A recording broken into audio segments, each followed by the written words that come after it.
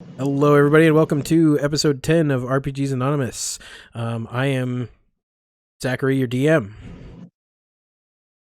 I'm Carl Nelson. I'm Goose. I am playing Tyke, or Steve Stevenson.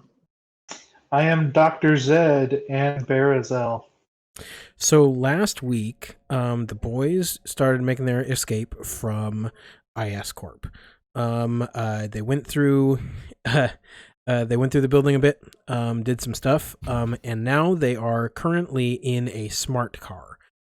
In the garage, the secure garage underneath ISCorp, and they were about to make their escape when one of the counter team members let loose some magic and is now holding three of them in place. Fitz, Goose, and Zed are being held in place with this like shimmery light, sort of like sunlighty. And Carl was forced to sort of like get everybody together and get them in the car and go. And he tried to stop time, and that didn't work. Everything sort of like slowed for a second, but he slowed down with it, and it was like weird and interesting and crazy, but it didn't actually do much. So that's where we're picking up.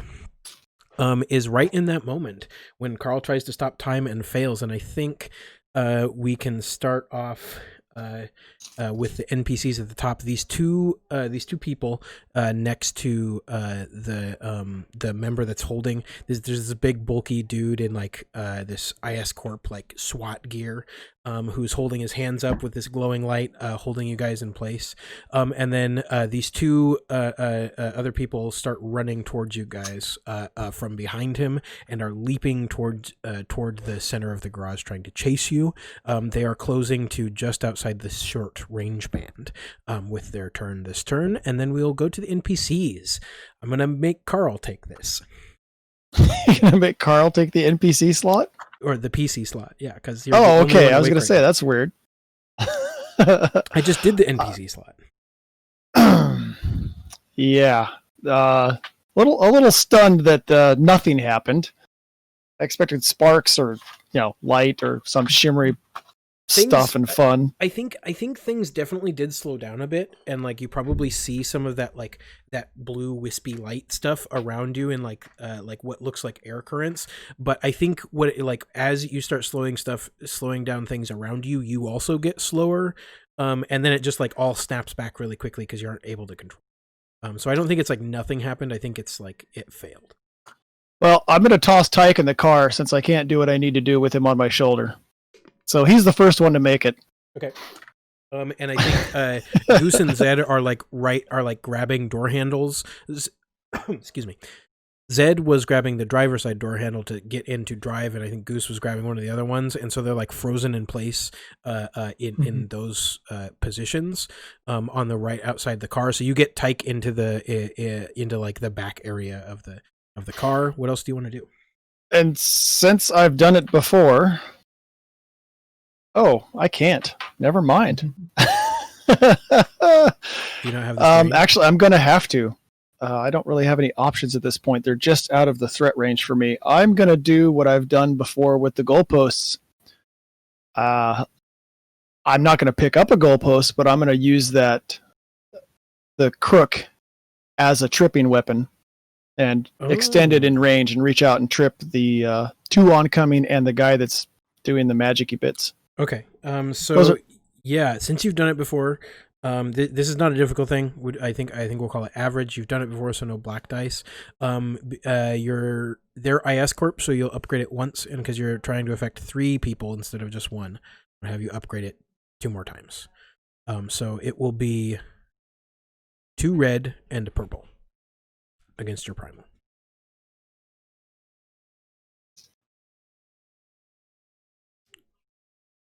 Okay, that's not very fun. But there's dice noises. I like those.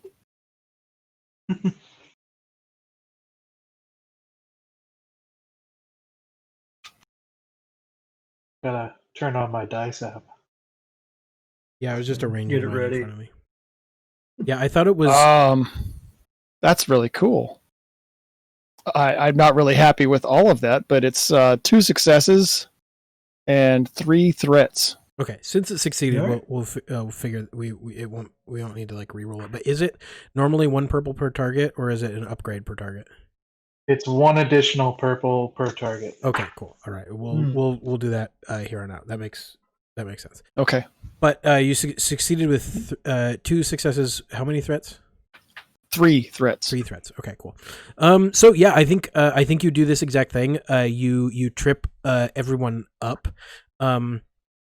I think the main goal of this is to buy you guys time, right? So I think I'm trying to knock down the magic. The other guy's holding him in place. If I can knock him off balance, I might break that okay, whatever spell he's using. Okay, yeah, I think that's good. I think that'll give you guys the opportunity to break out of this since you succeeded potentially. So I'll give you guys a check on each of your turns to break out of it. And when you break your strain threshold, don't you go straight to wounds? No, I thought if you broke your You strain go threshold, You unconscious. just go unconscious, yeah. Well, have fun dragging me up because that pops my strain threshold. Okay, cool. Okay. Well, dang. Starting off rough. That's pretty threatening in and of itself. Geez, because you are all essentially incapacitated for this current moment. Shoot, dude. I don't know what I could do to you with threats that wouldn't just end it. I thought I went into injury when I did that with strain. Yeah, I didn't realize Give us strain was black unconsciousness. die for trying to wake up. I think what we'll do is we'll just keep the threats as we're not going to retcon that. So you definitely go, and maybe I'll do something a little fun in a minute. So that will bring us to the next PC slot. So one of the 2 of you or Fitz can now attempt to pop up. Which do you think it is? Go ahead. Zed. It's a Zed. Okay. All right. So this is going to be discipline. And I believe I set it at 3 reds last time. Let me check that just to make sure, because that is a pretty intense roll. Just want to make sure I'm not screwing with you. Ugh. I mean, it could happen. You said 3 reds? Yeah, 3 reds. Here we go. But I will say, because that was the initial one, it was upgraded a couple times, so do 1 red and 2 purples. Okay, hold I on. also forgot to. I rolled 3 reds, so 1 red, 2 purples. Yep. I am not the most disciplined person. 3 advantages. 3 advantages. Okay. So yikes. Okay, yeah. I mean, you don't succeed. The next thing is going to be another PC slot. So why don't you try it now? Alrighty. We'll get to I think my advantages are that Goose is really pissed off that he's being mind controlled with magic. So he'll get an upgrade. Okay. Ooh. Yeah, Goose, I think it's a combination of you being paranoid, some combat training, and that you have that talent that allows you to be protected against mind control. I don't think technically this is mind control, but just for, I think his advantages is we're going to allow you to use that talent for this particular effect right now. So is it 2 blue die, or they would normally get 2 black die? Yes. So let's just give you 2 blue die to get out of this. Alright. Perfect. And Fingers crossed. cockeyed die, and now it goes to 4 successes, 2 disadvantages. Holy wow. Yes. Okay. That's pretty okay. Yeah. So you're going to get up. So, I think, let's see, we'll count that as your action essentially. So you have a maneuver that you can take. And I think, so you have a maneuver that you can take if you'd like. I would actually, I don't know if you would want it to be some kind of coordination check or what, but I would like to continue to stand as if I was frozen, trying to convince them that I'm still frozen. Ooh. Okay. Okay. Nice. Yeah, I think I will take a check for this, and I think it will be. Yeah, I will say it's coordination, and I'm gonna use those threats to give you a black die on this because you are suddenly out of this effect. And how hard is it? I don't think it's very hard. Let's say average. So two purples and a black die. Alrighty. Roll. Yikes! One advantage. One advantage. Okay. All right. So you definitely don't fool them. Yeah. Okay. You definitely don't fool them. Do you have an idea for this advantage? I realize that I don't fool them. Okay. Yeah. I think that's good. Yeah. I was gonna go with maybe they're like hesitate for a split second because they just have a moment like, why would someone try to do that? Okay. It's a weird thing to try. Yeah. They're just like, what? Yeah, I do like that. WTF for a second. Yeah, that makes a lot of sense. I think that is very good. They just like, so the light around you sort of like wisps away, and Goose just pretends for just a split second, like to still be there, and they just like they all like the two people that all of them were tripped, so they're all like getting up during this, but they're looking on, and they just like all are very confused for a second, and then they start back in doing what they were doing. Which will actually bring us to their turns, to one of their turns. So one of the two people running after you takes a little thing off of their belt, and you guys hear like a whirring like activation beep thing, and then they toss something toward the car, and you all hear a thud as it attaches to the car. And then they start to continue to close distance, so they are now in the short range band, but not engaged with any of them. Which will bring us to the final PC slot, which has to go to a certain Steve Stevenson. So Tyke, I think you're gonna wake up right now, because we just switched encounters. So what? Do you guys know what the strain? I think you recover. You recover all strain. Yeah, I was gonna say I think you recover all strain after encounter. Yeah, so, when you take a nice sleep, yeah, you do. Yeah, so you have taken almost an hour-long sleep. Like it's been a nice, decent nap. You've refreshed. I want to know what the refreshing dream and or like unconscious like weird things going on in your brain. What did that look like that was so refreshing to you? Yeah, so I think a Hank Hill centaur met me in a field and said, "Dang it, I tell you what, you're going to do great things. Got more damn talent than a man. Than a man who lasso 2 squirrels with a single hoop." And then I woke up. Okay. All right. And I think interspersed with that are these. This is a little bit disturbing, but interspersed with that happening, you have these like weird visions of being back in the simulation world area, or like in the computer area, and it's very. I think it's very movie-esque in some ways, because you're like kind of on a little adventure, and maybe sometimes he's there with you, hanging out or whatever. Just like images, like those weird like moments where you like go in and out of dreams. And so you go on a cool like computer adventure with a Hank Hill centaur as well. So nice, yeah, that's awesome. So then you wake up, and you are. The reason that you wake up, smart car. yeah, is because you have been unceremoniously tossed into the passenger seat of a smart car. I think you hit your head against the window. It's just really bad. And you are now sitting in the seat of a smart car, in a garage, and you have no idea where you are. Where's everyone else? Like, is anyone else in the car with me? No, not at the moment. Nobody else is in the car yet. Like trying to open the doors to sit down ourselves. Yeah, you see. Okay. Yeah, Zed and Fitz are both frozen in place, with this like shimmering white light, like sunlight light around them, like trying to get into the car, but they are not doing anything. Are the other guys that are chasing us like right behind the car?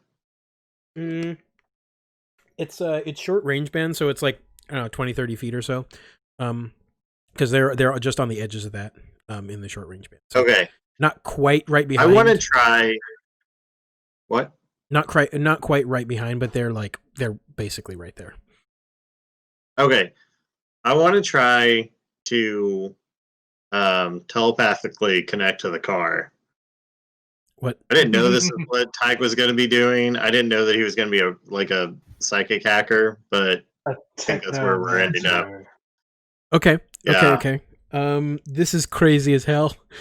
But I Hey, also do you have stats for the smart car? I'll just use an ISCorp minion stats. So Okay. yeah, I like this. Let's just call it you've never done this before, so I'm going to give you a black die. Okay. We'll call it hard. So 3 purple, and it's ISCorp, so upgrade it once. So 1 red, 2 purple, and a black die. Ow. Holy crap. Okay. And so this is going to be my extra sensory. Yeah. I was about to say it again, but like I was editing the last episode and I realized that whenever I'm worried about a roll being way too hard for you guys blow it out of the park. And whenever I'm worried about it being like, oh man, I'm wondering if that's too easy, you guys just barely don't succeed. And so I got to make things harder. Yeah, I'm not sure how this is going to go. You are pretty good at this though, I will say. Okay, so I got 1 success and a disadvantage. Excellent. See, there we go. So how much strain does that take? 2 again. 2. Yep. Mm-hmm. 2. Okay. All right. Also, I'm sort of like full disclosure. I don't have Tyke's like character sheet with me. So I'm sort of just like, I'm not making it up. I am honestly trying to remember the character sheet. But if there are any discrepancies, it's just numbers. Feel free to call them out. I think you have what 4 and 2 in extrasensory. Is that right? Yeah, Something like that. Or 4 and 3. I've got like 1. Yeah, so I end up rolling like 3 green and 1 yellow. Okay, that's definitely fair. Yeah. Okay, so yeah, I mean you succeed, definitely. I think you like hack into the Matrix. Like you sit back there and you're like, what the hell is going on? It's very obvious there's ISCorp people. You just got up from this great centaur dream, and then you're like, okay, look forward, look at a smart car. This is a smart car. Like it has smart in the name. They're very well governed with electronics.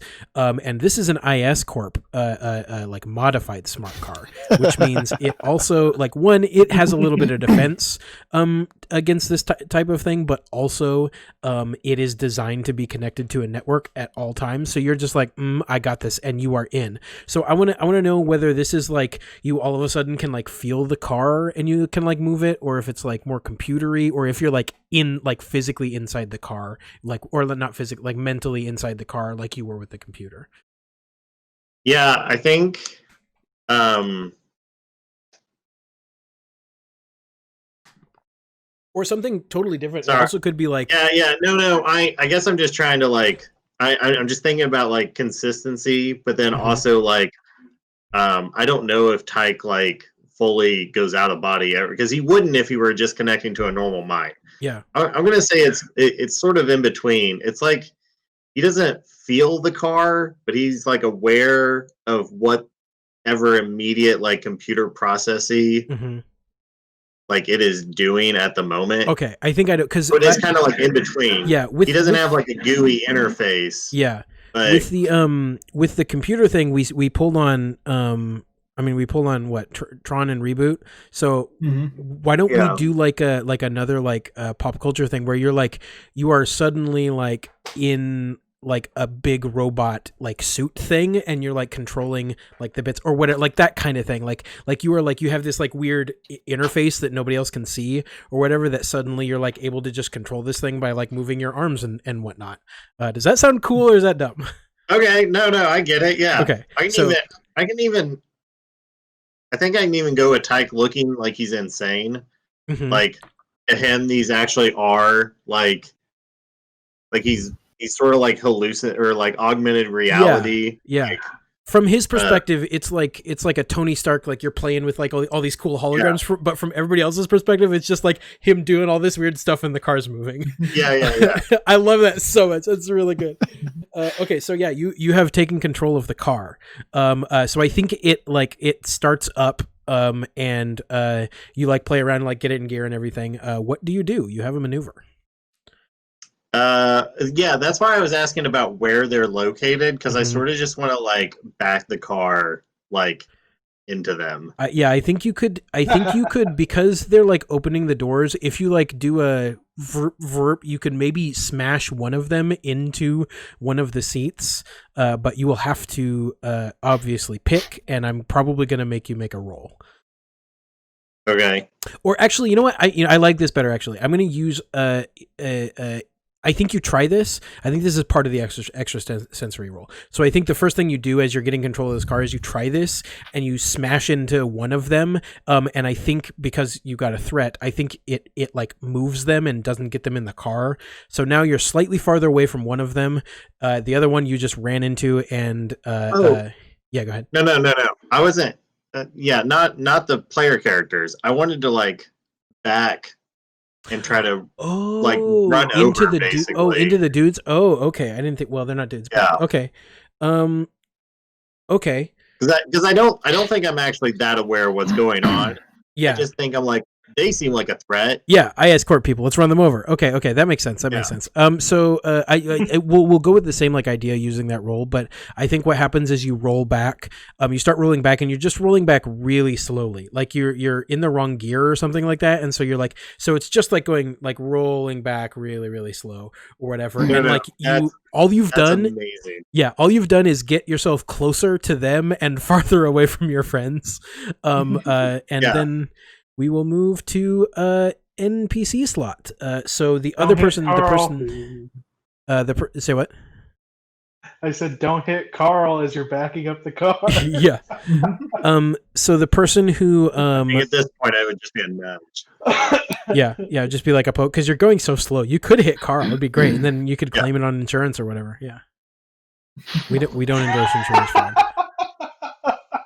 I probably still have some through the school. It's okay. Probably hasn't been terminated yet. We don't even know if you've been like left your job or whatnot. What is going on with that? It's only been like 18 hours. It's the next day. Yeah, that you could still be hired, and they're just like, "Where's Carl? What's going on?" Maybe he needs a day. So yeah, you very slowly back towards the person that took out the device and threw it and attached it to the car. The other person also is going to get up, the other person that's chasing after you. And they take out a couple of like billy club looking things. They activate a thing on them, and the ISCorp like blue tech liney things go up, and she's going to run towards Carl and close the distance there. Carl, she's going to attack you with these batani things. I think I'll just lay there for a minute. Oh shoot, Carl, you're unconscious. What am I talking about? Yeah, no, I'm fine. I'll just hang out on the ground. You are conscious except for Tyke, and he's in the car. Never mind. Why would I do that? Okay, so instead, I think she's going to press a different button. Well, no, I'm conscious. You're conscious. Well, you're Goose conscious, is conscious, but you're being held by the thing. No, I broke it. Oh, he broke loose. He tried to fake it. You're right. I'm dumb. I failed to fake it. I'm dumb. That's what I was thinking of. You failed to fake it. So yeah, okay, there we go. Yeah. So I think she hesitates for a second again, because you got those advantages. And so I don't think she's going to actually hit you, but she is going to activate the batons and close the distance with you. So now you are engaged with her. And she's this like, let me make sure, because I don't remember. Is she the? Yes, she is the tiny one.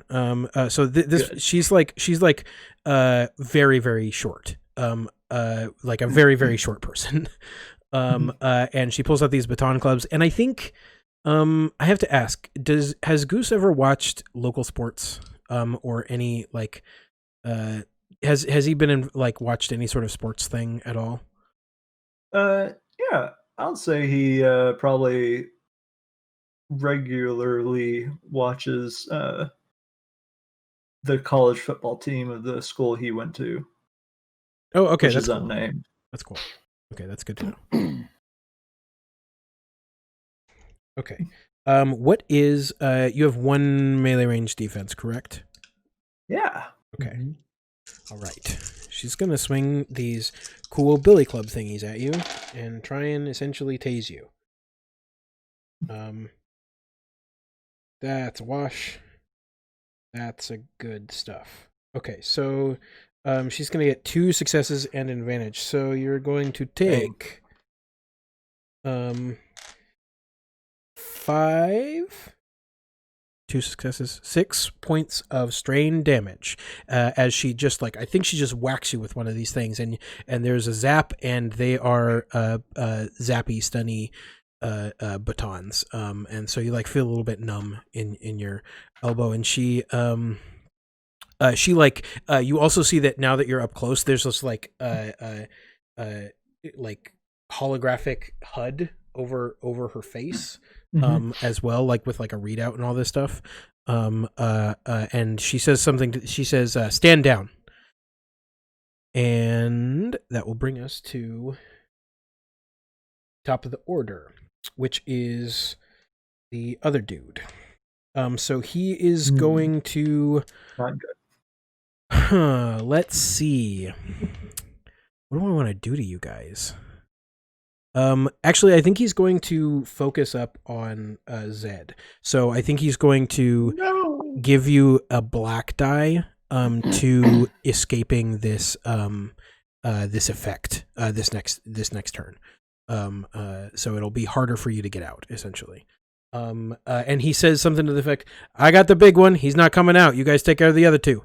And then it's a PC slot. Well, I guess I better try and get out. Okay, cool. So yeah, 3 reds, 1 black. Okay, same dice. Yep. 1 success, 6 threats. Holy crap. That is a lot. That's a lot of dice. That is a lot of dice. You wake up fighting mosquitoes? There's like a million things I could do to you guys here. Do you guys have any ideas? The car just shuts off. I mean, the car. Well, he has no influence on the. He has no influence on the car. The car is being controlled by Tyke. Yeah, but I was taking my car away. I have an idea for that actually. So I think so. He says that he's like, I got the big one. You guys worry about the other 2. And then Zed, you just like rip out of this thing. Maybe there's like a little like flash of Barazel's voice or something. And he's like, never mind. I'm going for the car. And I think he's going to wrap that energy around the car. And so I think until you guys do something about it, the car cannot take maneuvers. But so you'll just have to do something about that. Like make a check or something. Who knows? Who's going next? Oh, actually, no, Zed, you can, again, that takes your action, so you can do a maneuver if you like. A maneuver? Yeah. Is there like a take cover maneuver? I think there is. I think it basically gives you an extra ranged defense. I don't actually know. They're using stunny batons. Yeah, I think I know there's like a defensive thing, and then I think if you have cover, you get like an extra black die or something like that. And you can use them. Okay, I'm just gonna move over to Carl and try and wake him up with a medicine check. Okay, cool. If that's possible. Yeah, go ahead and do that. We'll call that well, yeah, it's just I think this is because you're essentially healing him, so I think it's uncontested. No, it's there. It's what 2 difficulty for being over your strain threshold. I think so. Yeah, I think that's right. One success and 2 advantages. So the advantages translate to strain healing, So he'll get 4 and if you strain. have a wound, you're healed 3.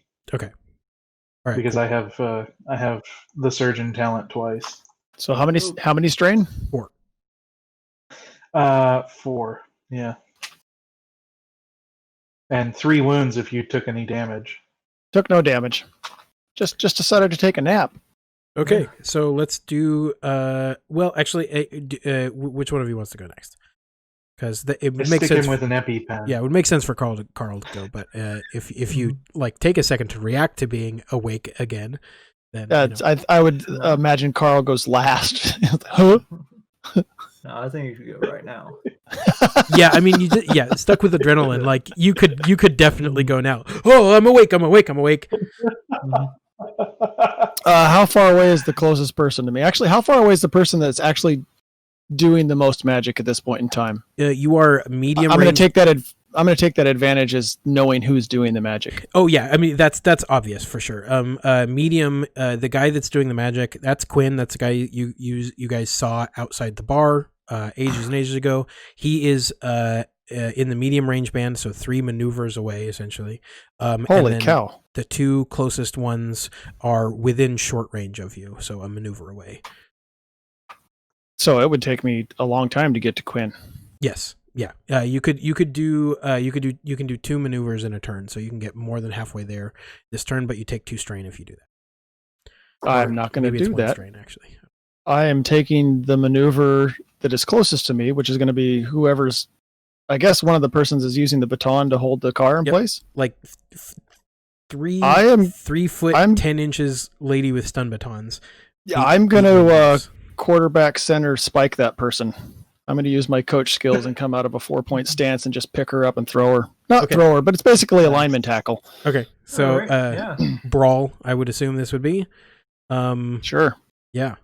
And I assume so. I do have a question with that. Are you attempting to hurt her, or are you attempting to get her basically force her to be not engaged with? No, I'm attempting to hurt this person very badly. Yeah, definitely a brawl then. And that will be against, I believe, just.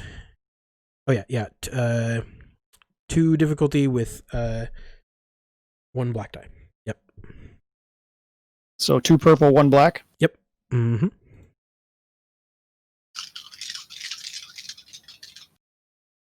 Okay. Here we go.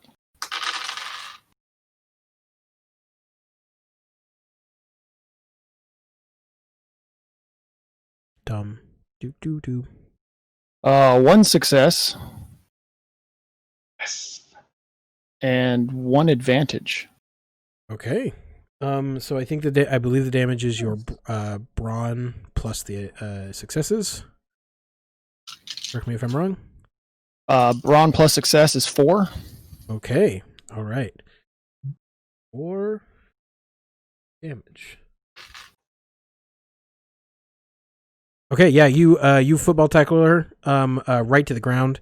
And I think that advantage is she loses one of the billy clubs, goes flying, effectively out of reach. She still has 1 available to her, and she just goes, and you tackle her, or actually, I'll give you the choice. Do you want one of the billy clubs to go flying, or do you want her to be prone?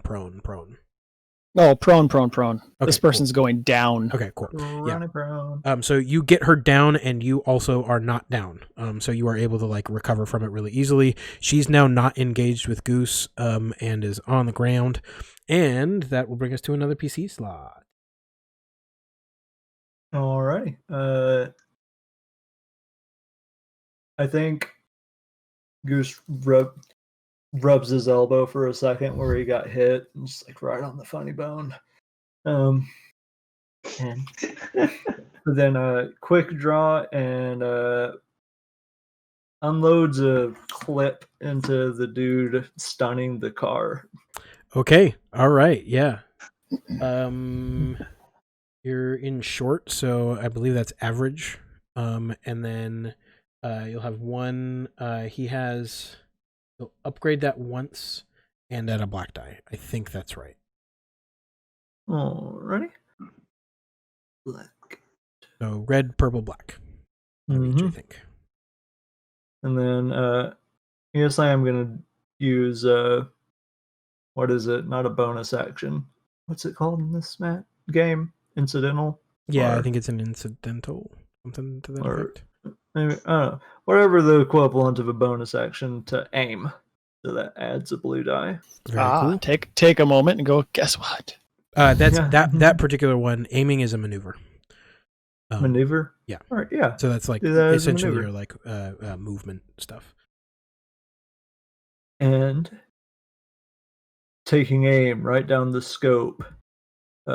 Absolutely nothing happens. Flat wash.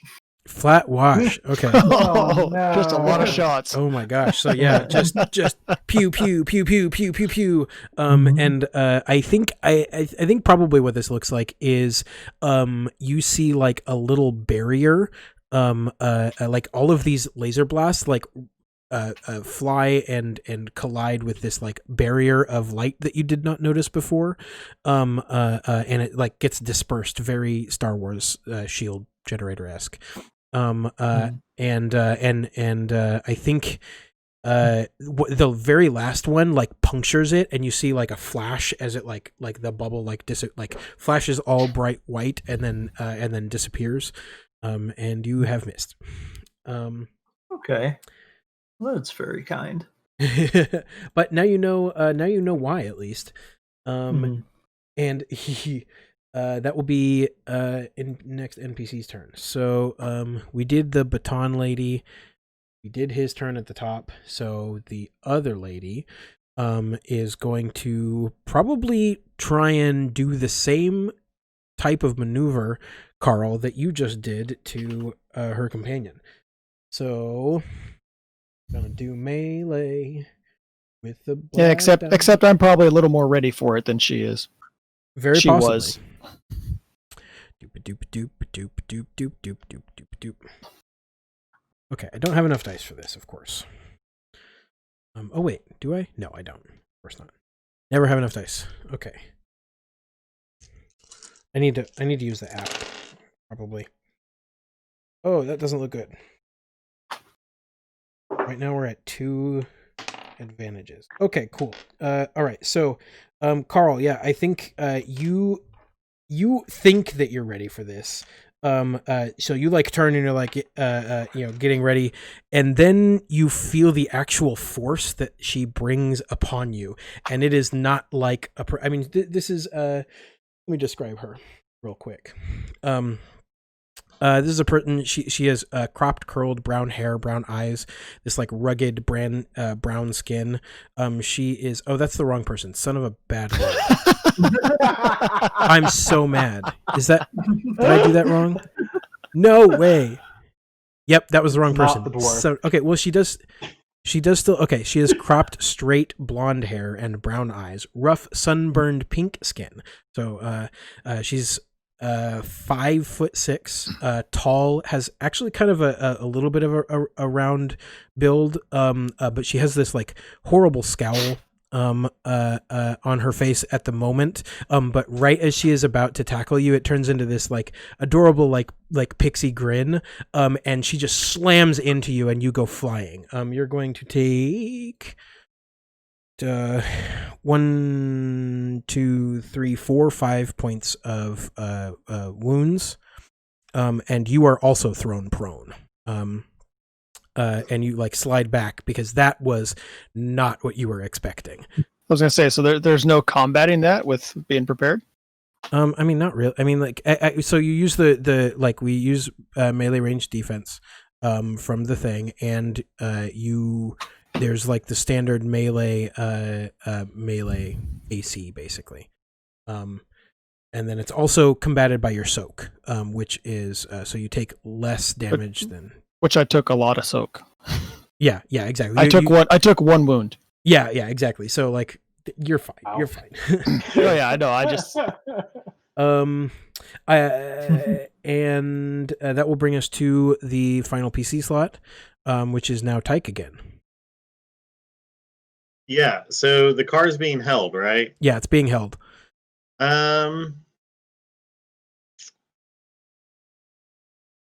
How aware am I of like does the car have any kind of like offensive combat abilities, or is it just a car? I think you know just about everything there is to know about this car now, suddenly, at least as far as its internal systems are concerned.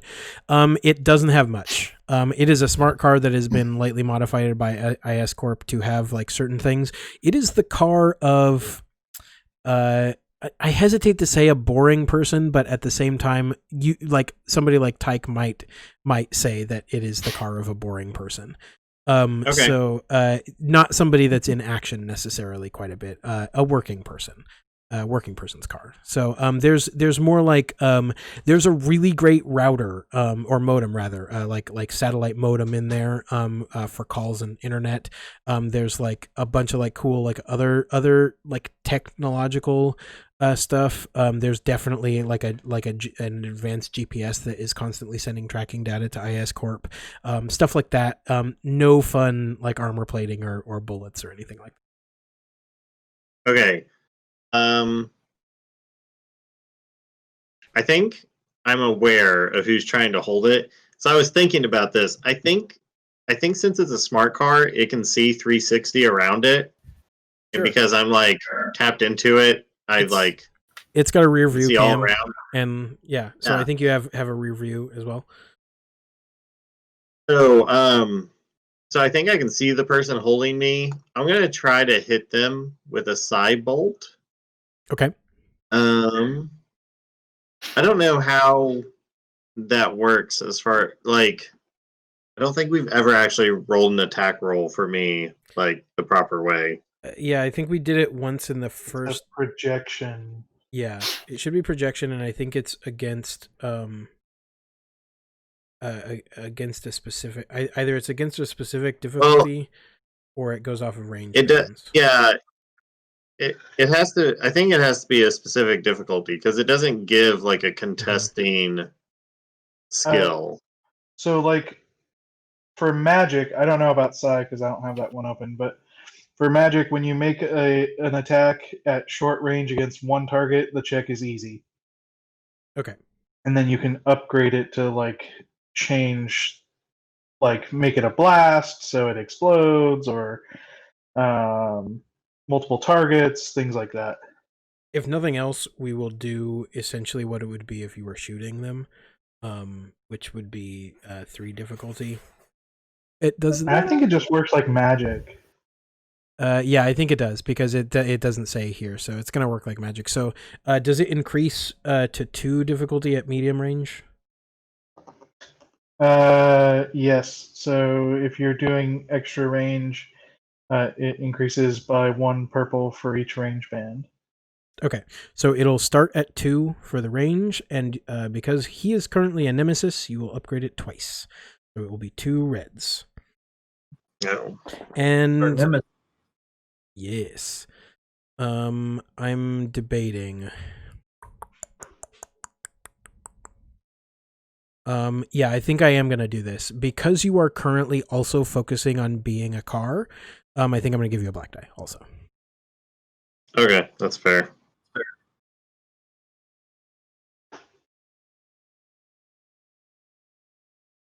Ooh, I got 2 failures.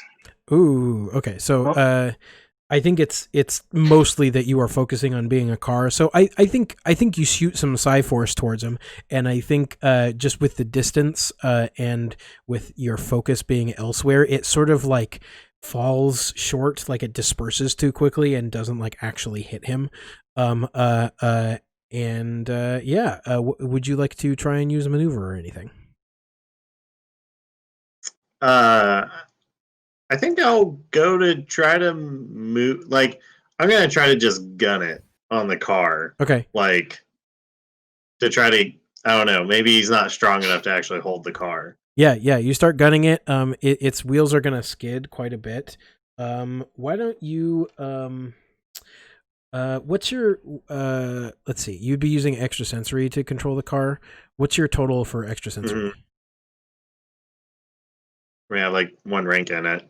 1 rank. Okay, so it's a yellow and 2. Okay, so I'm gonna make him because There's a yellow and 3 green. Yeah. Okay.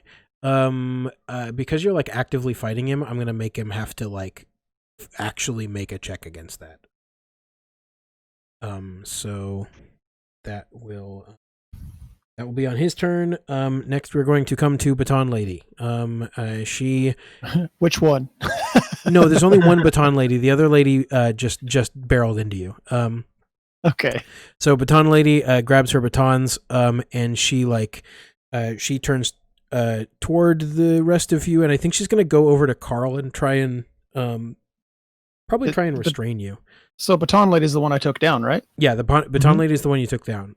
So she's gonna have to stand up. Yes, she uses a maneuver to stand up, and then she's going to use another maneuver, taking 2 strain, to come over to you. And then she's going to try and restrain you.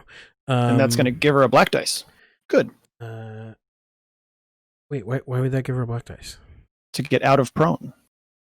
To do anything out of... I just read it because I was like figuring out what's going to happen when I have to get out of it. If she's in prone, she'll have a black dice and stuff, and it takes a maneuver to get out of it. Okay. But once you're out of it, you're not still affected by being prone. So effectively, you caused 2 extra strain by doing that. At this point, and made it so that she wasn't able to like interact with anything during the thing. So, she's going to attempt to restrain you. I think this is slightly angry. She's slightly angry. She is very angry. I think as she comes close, you see her like she looks like sour milk. I think she's going to attempt to restrain you with these batons. She like clicks them together, and there's this like energy field, like these lines of blue, like energy start moving between them, and she's going to try and restrain you with them, physically. And doop. Don't think she's going to do very good about this. What is your brawn? Brawn is 3. What about brawl? My brawl is 1. Okay. Because you are able to actively fight against her for this, I'm going to use that as her difficulty, essentially. Okay. So 2 purple and a red. Yeah.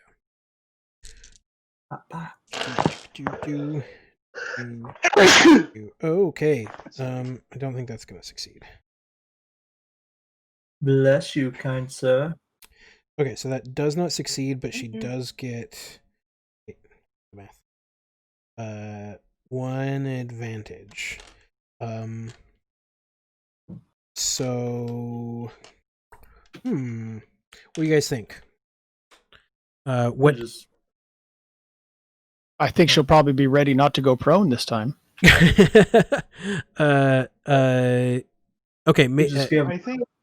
I think that she makes it really difficult for him to get up. Okay. So 2 maneuvers to stand instead of 1. Okay. We could. That seems a little he's severe. Rolling for out one of the way to advantage. try and get away. What if? Okay. Yeah. Sure. Yeah. Okay. Let's do that. Yeah. It'll take you 2 maneuvers to stand. So. No, I feel like because that essentially costs him 2 strain. I feel like that's too much. I think I'm just gonna give her a blue die to her next attack on Carl, or whoever does a next attack on Carl. Because I think what it is she is disrupting him and it's making it difficult. But I think that's just gonna make it easier for him to get hit. So that'll be that. And then we are at the top with Quinn, which is the dude, and he's going to have to make that check to keep control on the car. You said it was 1 yellow and 3 green? Yeah. Okay. So bad. Nice. Okay, so those are threats. Digits. Okay. Good thing. Okay, so he is he got 2 1 in math. I don't actually have to do math, but I'm really bad at this. I apparently don't roll enough, guys. I believe that is either a total wash or he has 1 threat. I can't tell because there are too many symbols. Holy crap. I'm gonna assume that it's a total wash for now. So I think he fails. I think you begin peeling out. I think what this looks like is that the car immediately takes a maneuver to go as quickly away as possible. So I think you immediately start skidding forward because he was not strong enough to continue that on. And let's say it's Tyke's turn because that makes a lot of sense. Okay, so I like skid forward some. Is he like right behind me? No, because you went the other direction from him. Basically, Okay. you basically jumped forward away from him. So you're now would be almost at you would be like one maneuver fully into the going toward the long range from him, rather than just being in medium. So that would put you at about the edges of short range between you and your buddies. Okay, but I'm in a car. Yes, I feel like in I a should be able to move a lot faster. I think you can cover twice, like essentially two people movements worth of, or two people maneuvers worth of maneuvers in one maneuver. And it is really bothering me how actively these guys are trying not to like really hurt us.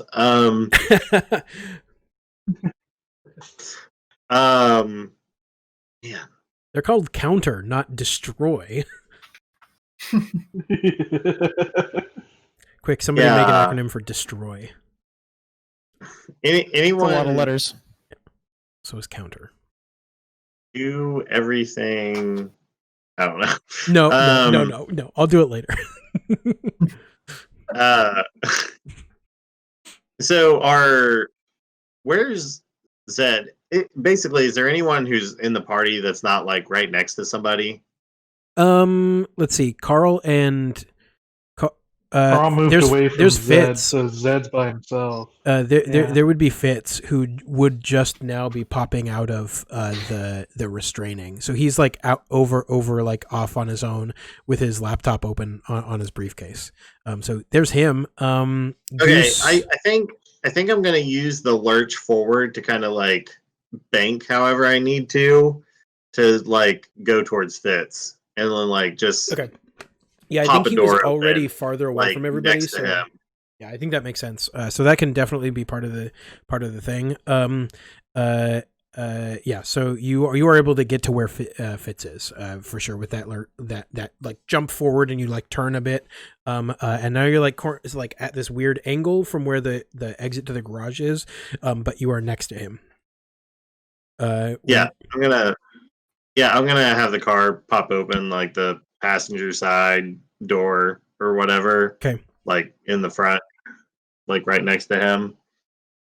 Okay. Do you or whichever say, side of the car he's on? Okay. I think he takes a second and he looks. Get in, loser. He like sighs, says, "All right, whatever." And he'll use his. While I'm like sitting there, like looking like I'm driving a car, but there's nothing in front of me. Okay, yeah. So he'll using his non-turn, he will get into the car. Fitz is now in the car, which will bring us to the next PC slot. Carl, you are engaged with a couple people. Goose, you've got a gun. Yeah, I think. Yeah. Just in my mind, I'm thinking, am I escalating the situation? And then I point the gun at the lady who tackled Carl on fire. Okay, very cool. All right, yeah. That's short range band, so yeah, I think it should be roughly the same as last time. All right, and I will take the maneuver to aim. Okay.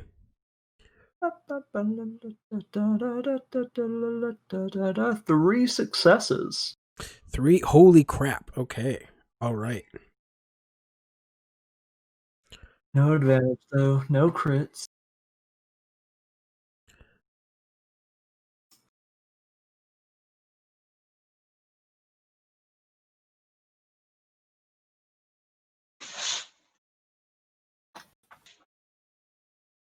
Okay. So how much was it? 9 damage, and it has 2 pierce. Okay. Holy crap. All right. Yeah. So you pop a couple rounds off, and they like the first one hits this barrier that was around Quinn, but immediately like you see the same thing that happened at the end of the last round, where it just the barrier dissolves, and your second shot goes in through and like bores into like shoots into her like armor a little bit, and she goes, Mr. Bailey, those are live rounds, stand down. And what else do you do? You have a maneuver. Oh no, you used a maneuver to aim, unless you want to.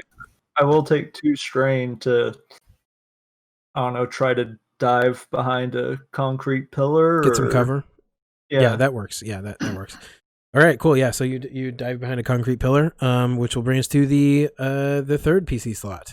Zed or Carl? Yeah, I think we've well established that Zed is a pacifist, and so Zed's gonna look at the tiny pixie that's like beating up on poor Carl and say, "Go to sleep," and try and knock her out with a sleep spell. I don't know what kind of spell this is, so yeah, I think this is gonna be probably like a straight what do you call that? Contest. So you'll just roll against their discipline. Which this is the pixie person, which is gonna be 3 red. Oh shit. Okay. 3 successes and a despair. Ooh, I love that. So I think part of okay, I know exactly what the despair is. So Zed, I'm gonna add something in to your history a little bit here. Somebody in your family, maybe actually either your little brother or your sister that live with you, one of them is a very, very big fan of the Portland Timbers. I'm not going to decide whether you also follow them or whatnot, but one of them is a very big fan, and you have been exposed to them way more than either way more than you would like to, or enough that you are also a fan now. That's up to you. I'm leaving that up to you. But okay. So they this person is engaged with Carl, trying to get them down, and you point at them and you say sleep, and I think they turn to you and they like look at you confusedly and start to stand up, and you see the heads up display for a second sort of flickers, and you recognize this person as a striker for the women's Timbers team who retired actually just a couple of years ago, and I think you know her name. And I think maybe that whoever is in your family that enjoys them, like they're a really big fan of her, because for like 10 or like 12 years or whatever, playing like the local soccer circuit in Portland, she was like this all-star. And then she was on the Timbers when the women's team was formed. And she's like super big all-star, and then retired. She's like a very, very well-known person, and you realize this, and she just falls forward flat asleep. And oh no. Yeah, I think that was pretty nice. That was a nice little narrative we got. Oh, thank you. I appreciate that. And now it would be, she would probably go now, but I'm gonna have the other one go. The one who is like, Mr. Bailey, those are live rounds, stand down, is going to turn towards you, and I think she's going to double maneuver to get up to you, and is going to attempt to disarm you, I believe. Okay. And I think we'll call that probably. I'm gonna say that's a contested check, probably, unless you guys think it should be something else. But I think it'll be like contested brawl, essentially, right? And okay, so what is your brawl? 0 brawl. 0 brawl. 2 brawn. 2 brawn. Okay. Oh. This okay. I thought this was gonna be way harder than it is. Ooh, I was worried. I think I'm gonna get your gun now. Oh, those are the wrong things. Oh no, those were right. Those were right. I'm dumb. I'm so bad at rolling for this game. Say what? You're using too many. Yeah, I'm using too many. I'm gonna count this as your melee defense working, so I'm gonna get a black die for this also. I don't know if that's actually how it works. Wow, that's insane. How is that even possible? Okay. So she fails and she gets a threat. That's so statistically unlikely. I'm so mad. Oh man. Can the threat be that she doesn't see me coming? I love that threat, actually. I think that's a fantastic threat. So yeah, take your turn. It's perfect. This is the final PC slot of the round. Go ahead and you will get a blue die if you're gonna accost her. Attack Oh her, yeah, no, whatever. this is definitely doing basically the same thing I just did. I'm gonna come out of that 4-point stance and bull rush and just do a lineman tackle. Okay, very cool. It just seems appropriate. Dooba-dooba-doo. It should be the same. Two difficulty for the melee and 1 black die for the melee defense. I have this like horrible gut feeling that there's a lot of rules for all we're of that missing that I'm just ignoring. I think I'm gonna read the book again pretty soon. Yeah, the number one rule is to have fun. Yeah, That's there a we lot go. of Having fun. That's a what? That's a what, Carl? It's a lot of blank dice, but 1 triumph. Okay, very cool. Everything else was gone. So that counts as your brawl +1 for damage. And then you can either critically wound her, I think, with the triumph, or we can, have some fun with the triumph. Would you allow me to use my my talent? What? Okay, I don't know. What is your talent? Lucky Strike. What does it do? It allows me to spend a story point and add my characteristic, which would in this case would be brawn, to the damage. Oh my god! Yeah, since we don't have story points. Yeah, because it would be a card. Yeah, it would be burn one of the cards. Ooh, we're almost out, y'all. We are definitely going to be pulling more next week now that Tyke is actually awake. But yeah, we're getting close. I'm actually okay because you guys are well, okay. This is what we have so far. We have the past 2 of Wands, personal goals, inner alignment, fear of unknown, lack of planning, and we have the past for 2 of Cups, love, attachment, friendship, sincerity, and affection. Definitely that one. Number 2. Definitely that one. Okay, so you're kind of papa bearing here then, protecting your buds, which I guess makes sense because she just tried to disarm Goose. Is dealing with that. So you are.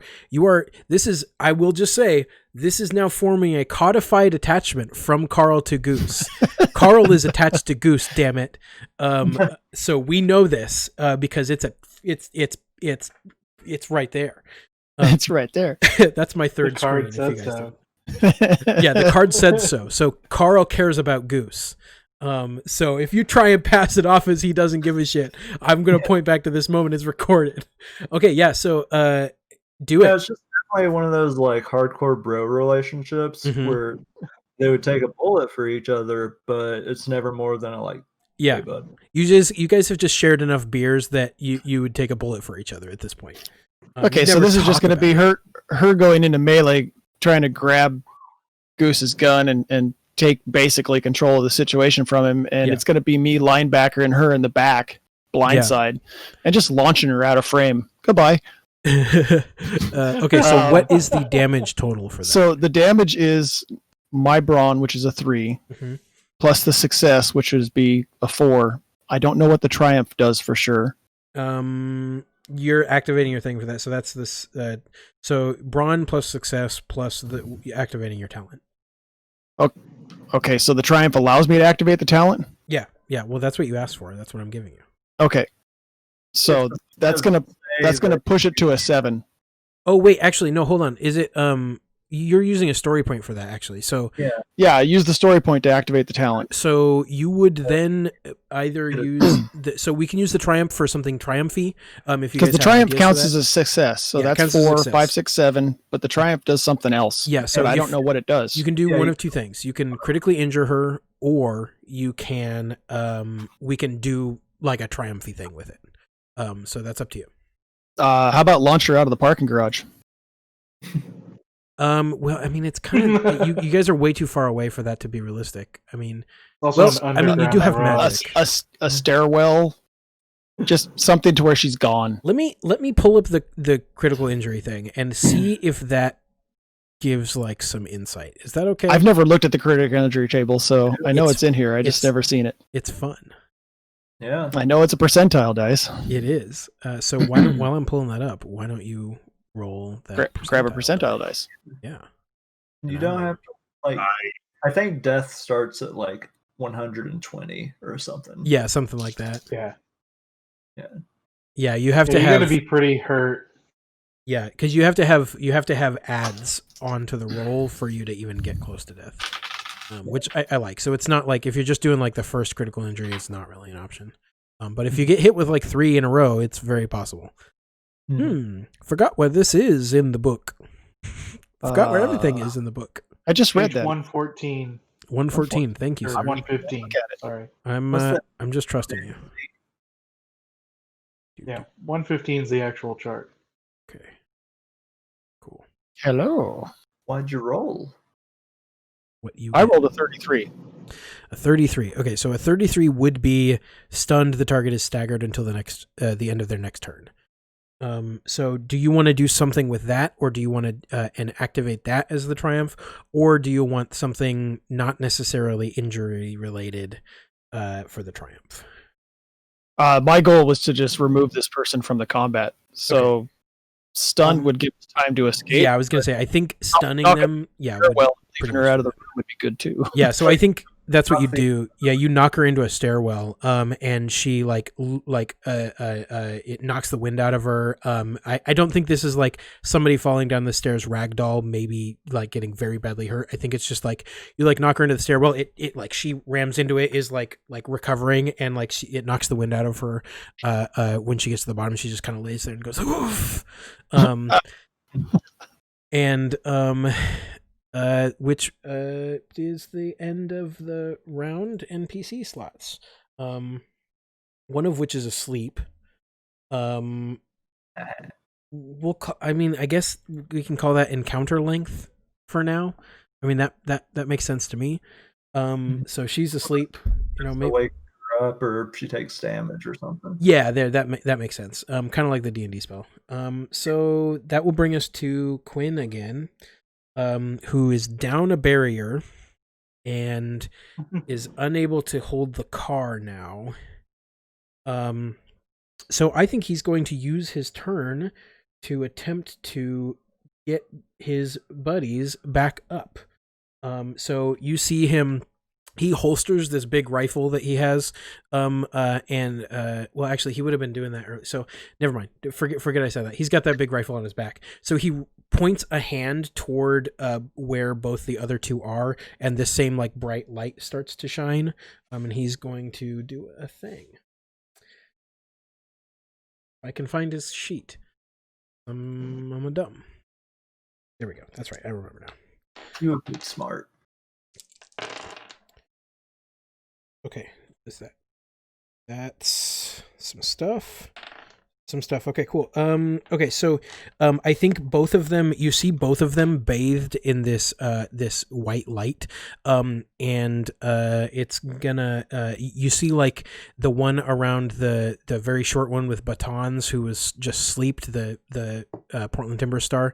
You see it kind of like shake her up a little bit. And she starts to stir. And the other one, you just see like a glow, and she seems to like catch her breath for a second, and she starts to get up. So they seem to have been rebuffed, or not rebuffed. The other what's the word? What am I looking for? What's the word I'm looking for? Revived a little bit. Yeah, there we go. And they are covered now in this like sheen of white light. And so they are back up. And that will be top of the PCs. 3 of you in a row. So you guys can do whatever you want at this point. Kind of. What do you guys do? Who's first? What's going on? I'm on a roll. Maneuver forward and trip Quinn with the crook. Okay, so he's still on the edge of the medium range band. You'll have to take 2 maneuvers to get to him, essentially, because he's way back, still like controlling the situation from above, kind of like a puppet master. But can I use the same thing I've done before with extending that arm. Oh, you mean like do the I see what you did before where you like do it magically. Yeah. I'll move one full maneuver forward and then reach out with the crook, extend it, and use that leg grabber. Just tweak. Yeah. Pull his Okay. off under him. Yeah. Let's see. Well, again, we'll call it. I think I said average, before. And you're only affecting one dude, so it's fine. So average, do you nothing else, just the 2 purple? Yep, just 2 purple. Okay.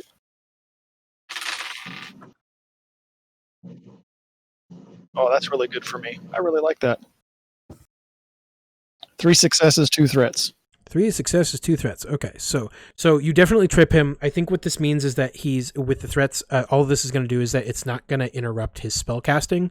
But you do trip him. I think you're going to do some strain with this essentially. So 3 successes. What's the base magic damage amount? Zed, is there a thing? It's your whatever your spellcasting mod is. Oh, okay. So add 3 to your primal. Add 3 to my primal? Yeah. So that'll be 6. 6. Okay, so he's going to take 6 strain damage before soak, from the fall and like magic-y stuff. But he's going to still be able to cast, assuming he has enough strain. And very good. I dig that. After Carl's roll, who's up next? Who's on first? Dr. Zed's moving towards the car as fast as he can. Okay. And I'm going to take 2 strain to do the counterspell maneuver. Next time Quinn tries to cast a spell, this does is you can use it as a maneuver. They have to upgrade the difficulty. All opponents within medium range upgrade the difficulty of checks to cast spells once until the end of my character's next turn. Very cool. Okay. That's as a maneuver. So are you then using strain? You said you're taking 2 strain to do that. Okay. All right, cool. So yeah, you to will do be, 2 maneuvers, I got to take strain. You will be able to get pretty close. You're within the short range band of the car now. You can't quite get there and into it. But you are close. Okay. Quite close to it. And yes, you have. So what is? I'm so excited. I love this. What does it look like? It's actually kind of a dark, blood red miasma that just kind of seeps out of his skin and then covers the whole area within a medium range bandwidth. It doesn't like hinder your sight, but it's that rust colored kind of like not really a smoke, but just kind of like almost a haze, like a fog. That's really cool. I think also it starts to like very specifically like wrap around this like light. So before it would have just looked like he was holding his hands up and like this light is coming out of it, is like shining around his hands, and then it's shining around the 2 dudes. But now after this is cast, you guys can see these beams of light that were imperceptible, that are now highlighted in this miasma, that are being like wrapped up and like almost choked. And you can see like those forces are like fighting. Yeah. I think I want to add one more thing. Like the phylactery that Zed wears underneath his clothes is glowing through the clothes, and it's beating like a heart. Ooh. So yeah, I think there's this like way too loud and like otherworldly heartbeat going on that I think it happens everywhere, and you guys can kind of feel the air vibrate, and everybody can hear this like heartbeat coming from Zed. That is badass as hell. Tyke or Goose? Go on, Tyke. Okay. So, who's now the closest person to me? I'm just doing pickup duty now. Yeah, like that would be Zed. Zed is definitely the closest to you. I think if you spend 2 strain, you can try and pick up somebody else as well. But Zed is the closest to you. Fitz is in the car. Goose and Carl are still out farther away. I think if you spend 2 strain, you can get to one of them as well as Zed. Okay, I'm gonna try. Yeah, I'm gonna get to Zed, and so it's just sort of me like darting up. I think Yeah, I'm also doing like weird drifting things too.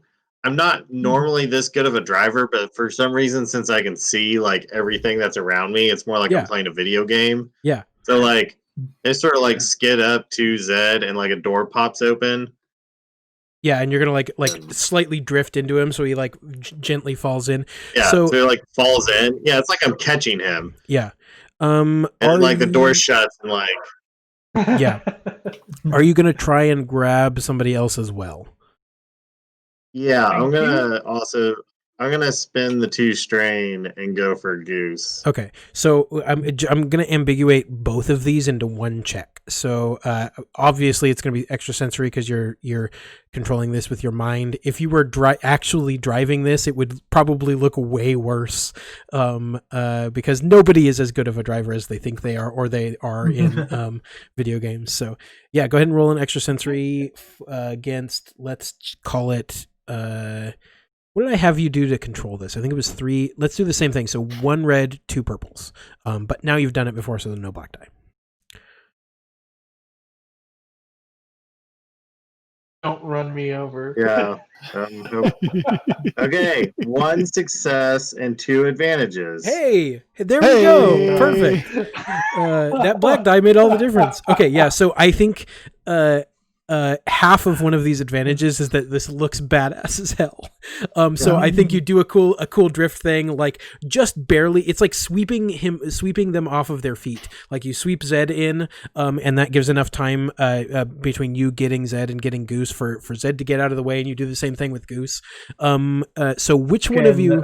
When you swing by to get me, the like trunk pops open, and I dive in the trunk. Okay, I was just about to ask who is where, so that's perfect. So yeah, you start to come towards and do the same thing you did with Zed, like there's space for him, and I think Goose looks back and is like no, and you're like what, and then you turn around and he gets in, and you pop open the trunk and he gets in there.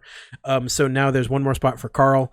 I think the amazing thing about this is that this is now forced Fitz to be sitting next to you, Jacob, Tyke. Yeah. Goose is in the back. Zed is in one of the 2 front seats, and Carl so you are having to sit next to Fitz for all this.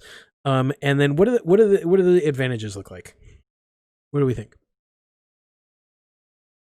I mean, honestly, maybe need to spend a couple of them for us to be able to, I guess, quote, Fit to the vehicles when it's not our turn to move.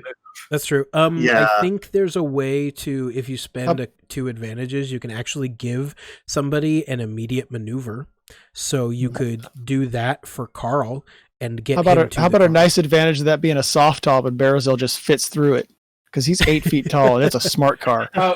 He's Zed right now, though. It'll be fine. We're Zed right now. Yeah. Okay. Yeah, it's okay. It's just Zed with miasma. So, I mean, it is going to be...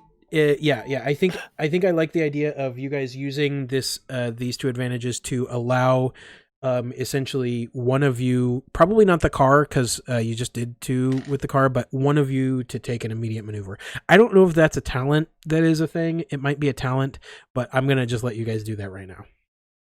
There's a good number of talents in this game that's like, if you didn't make a talent for it, I would have assumed you could have done it with just some check anyway. Yeah, exactly. Or like a triumph or like a million advantage or something. Yeah, exactly. Which is, I mean, I guess fine. That's cool.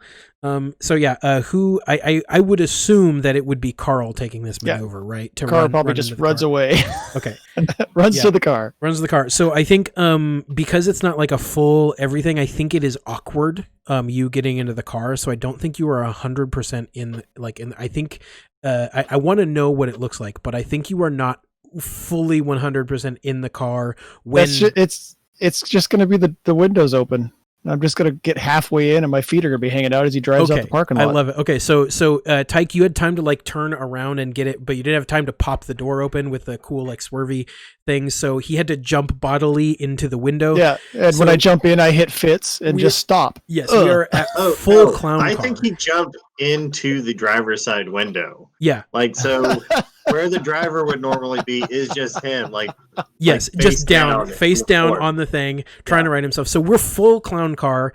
Carl is sitting at an angle in the thing. Goose, you don't fit well enough for the the hatch to close because it's a smart car. So you're like holding it like this, like Yeah, but there's a gun sticking out. Yeah, but there's a gun sticking out, and then Zed's sitting there. You've been swept off your feet, and then Tyke and Fitz are both in the back. Fitz is trying to like do stuff on his laptop, but it's tiny, and his knees go like almost up to his chin. And Tyke is just sitting there like all zenned out, like controlling the car. And I think you guys step on it, and we have this cool cinematic movie moment where the garage doors are starting to close, and you do a cool like drifty thing through it, and you are out into the street, driving away. I'm also picturing that the camera's like cutting to Carl, and he's getting hit by like the steering wheel. Oh yeah, like yeah, it's like the gear shift is like smacking me in the forehead as I'm trying to crawl in. I got a leg hooked on the mirror. There's great. There's a smart water bottle in the driver's side area that keeps like bouncing up and hitting him in the face while he's trying to right himself. So that is the scene as you guys are leaving this. I think now, real quick, as you guys begin to escape, I think this is where I want to flash back real quick to one of your pasts. I want to learn a little bit more about each of you as we're in this really absurd, dangerous moment of you guys escaping. So who do we think wants to go first? Who has an idea for what they want to do? How far back do you want to go? That's up to you. Again, I want to learn more about you. So I mean, Carl, you are in the most comical position. We could start with you, but like, I want to have a moment where we look at something that is affecting Carl right now, like in a mental space. So like very much like life flashing before your eyes sort of thing. So like in this dangerous situation where you guys are on the edge of being caught and maybe killed or, put to torture or whatever, what is the moment that actually flashes before Carl's eyes? Maybe it's precious, maybe it's the opposite. What does it mean? It's going to be the opposite. This is a little outlandish and way more than Carl's done. It's outside of his box for the last 3 years, easily.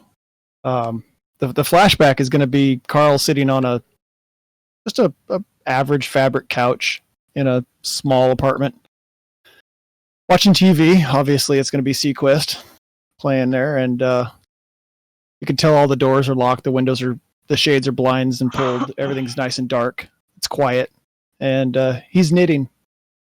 He knits to calm himself and hides it from the world, and that is his safe spot. Okay. I think this settles on Carl for a really long moment, and then it sort of time lapses a little bit.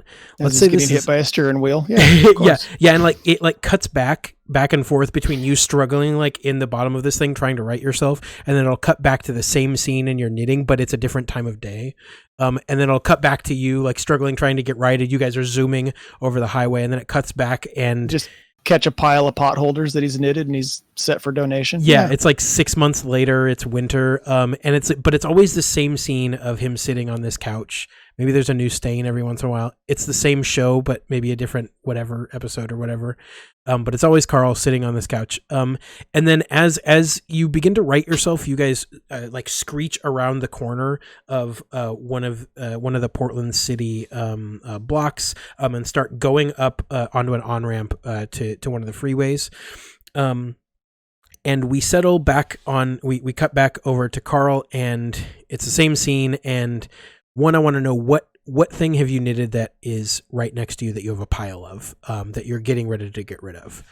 Yeah, it's pot holders. Pot holders still? You're just always doing pot holders? Yeah, he's doing pot holders because they're simple and small, and he can do them in an evening, and he doesn't have to commit to a size or a person. Yeah. I think we've seen probably in these like cuts back and forth, we've seen like over a year pass, if not multiple years.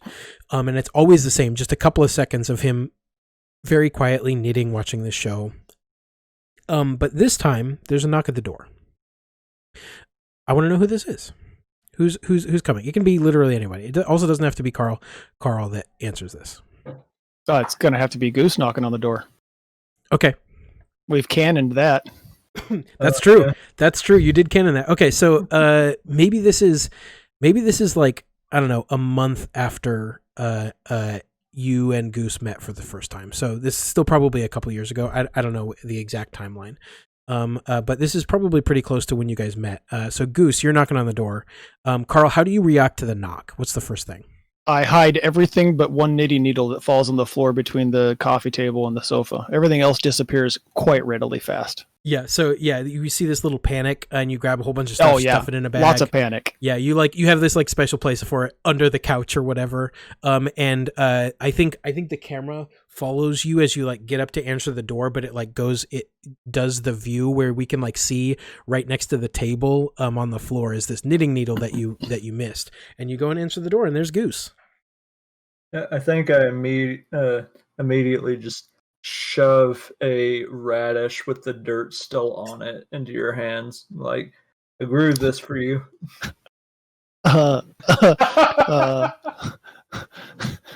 Hi. Late night snack? Yeah, People usually bring wine or whiskey. This is a radish. Oh, if you want some, I can bring that next time. I mean, you could come in. I can wash it and slice it. Have you ever eaten a radish?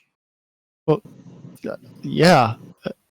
I mean, hasn't everybody? You're acting like I don't know, handed you a alien fish. It's just a little surprising. I mean, it's nighttime and nobody knocks on my door ever. It's just a little it's just surprising. That's all there is to it. Caught me off guard. Yeah. I invite you in. Come on in. I don't know what I'm going to do with one Sure. radish, but What were you doing in here? Start looking around. it's watching C.O.U.N.T.E.R. DSV. Do I notice the needle? I think we've codified that Goose is pretty like looking for all those hidden things in the world. I think you immediately clock the knitting needle, and you clock the fact that it was it like everything else that is like knitting paraphernalia has been hidden. Mm-hmm. I think I'd try to save him some face, so I like sit down and like kick it under the couch or something. Oh yeah, love it makes that nice aluminum rolling sound. Great. So Carl just freezes. We just see like this bit of him kicking it under the couch for a second, and Goose like totally pretending not to have done that or whatever, and then we're gonna cut back to the car. So, what on-ramp to which interstate is this?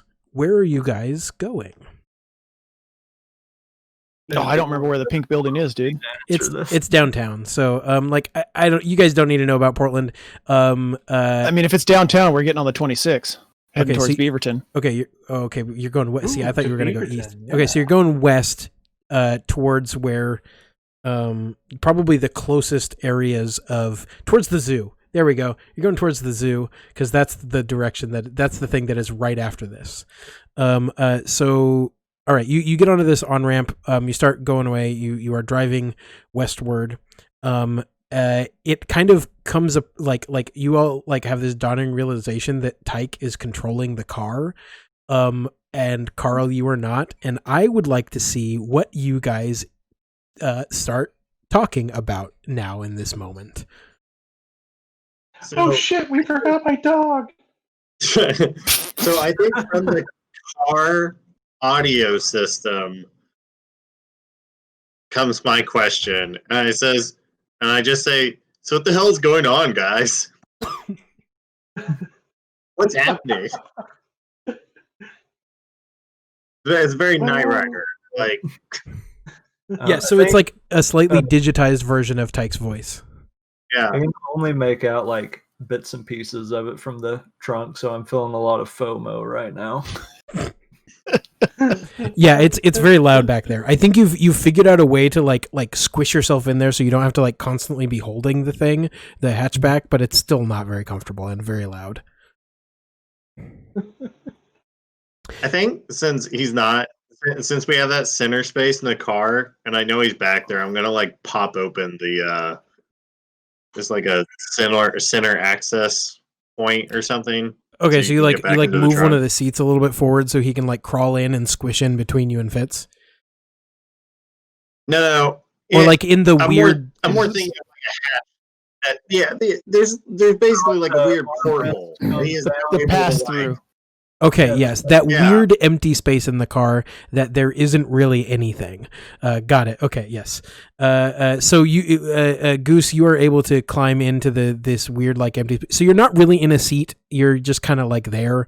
It's more comfortable at least. And I think Fitz is gonna chime in and say, we're on the run from ISCorp thanks to you actually.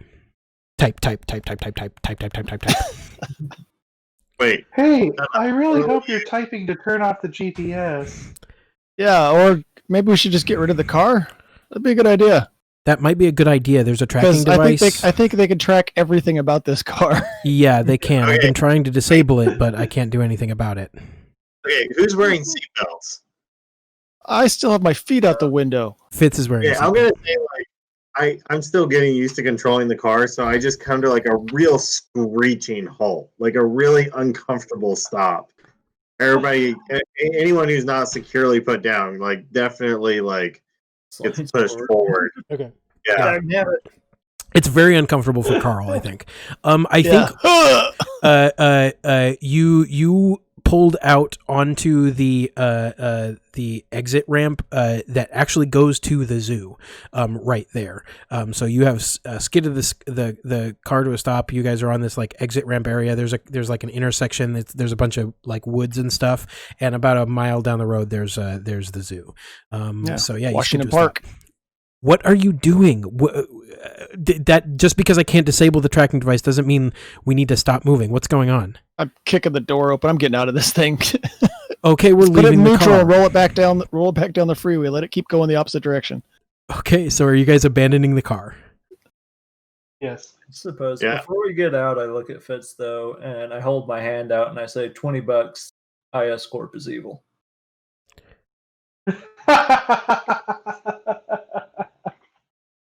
Look, I appreciate the levity, but is this the time? He like closes the laptop, puts it in a briefcase, and then he like looks at you and he's like, "Wait, are you serious?" As I hold the seat forward, it's always the time with Goose. Just get out. He's I always just hold serious. my outstretched hand, and then look back at him. Look, this is a big misunderstanding, and he holds his hand out and he will shake on it. All right. This is a big misunderstanding. I'll take that bet. Where are we going? Washington Let's Park. go to the zoo and we'll Washington Park to find start. a car. Let's get into the Alright. trails on the way to the zoo and use the woods as cover. Okay, you guys. I think Goose probably knows the way better than all of us. Okay. Go check the plan. So yeah, you guys are gonna dive into the wilderness. So, I think And yes, I'm pushing that car back into the freeway in neutral. Okay, car in neutral, pushing it. I mean, it's a smart car. It literally takes like, and it goes, and it goes. What's our last past card? Let's see. You guys just used. You guys just used the Two of Cups. So you have the Two of Wands, personal goals, inner alignment, fear of the unknown, and lack of planning. I love that lack of planning one because it screams. It has screamed to be used, but it is the last one you guys have. Like you guys I have. think because of the fear of the unknown, our good friend Goose has a bunker somewhere in Washington Park near here. Okay. Oh, I was gonna suggest that I'm actually able to give the car instructions and have it like not neutral, but just for a good while, just take off. Yeah. Just steers in neutral properly. Just Great. okay. I like so that. so it actually like drives away. Okay, yeah, I like that. I like actually both of these. And I'm gonna reconcile such a wonderful boon on your guys' parts with something else. Goose, you do indeed have a bunker here. I'm gonna choose a couple of things for this. I think this is the first wilderness bunker you ever made. And because of that, you have not returned to it. And I think the reasons could be obvious, but I want to explore. I want to see you making this bunker, and like what it looks like as we start to approach towards this thing. So Washington Park has a really large maintenance facility for the park, the zoo, and the Japanese gardens and all that. So there's lots of areas you could get out of the public and do that, and have access to a lot of cool stuff that people might just not miss. Yeah. So what does this bunker look like? Like we saw your last one where it was like this cool little openy thing that led down into like a basement bunker-esque sort of thing, this like little compound with a couple of things. What is this one? I'm interested in this one, like looking a little bit more basic than that. Because again, this would have been the first thing you did when you were in the wilderness, maybe. So what does this look like? I think this one is a very kind of well hidden and sturdily built, but very basic lean-to. Mm-hmm. It's kind of got some camouflage over it to make it blend in with like the tree it's leaned against and some bushes. Mm-hmm. Just regular lean-to. And I think we see him like putting, I don't know, finishing touches or something on it. Like maybe adding some of the camouflage to it. Like a little bit like bits of leaves or something like that. And how much younger is he than he is now? I would say it's very ambiguous. Mm-hmm. You look at him and probably think like he's probably looked exactly like a 60-something-year-old man since he was a 40-year-old. Okay. So I guess what is he wearing like full survival like like what is he in to contrast with like today Goose? How does this Goose look that is different, but just one detail that is different from today Goose that sort of like makes him stand out comparatively? I think right now he just has a very kind of 1,000-yard stare look to his eyes. Mm-hmm. But in this moment he seems like very like hopeful and happy and cheerful. Mm-hmm. And he looks over and a woman starts coming towards him saying like, can't we just rent a camping ground once? Ooh. So pre-evacuation just society. So how does he respond? He says, "Oh, come on, where's your sense of adventure?" Who one of you? I want one of you to play this person real quick. Who's going to be this woman? I will do it if none of you have the cojones. I do not have the cojones to be this woman that Goose just invented. So what is she wearing right now? I think like a sundress.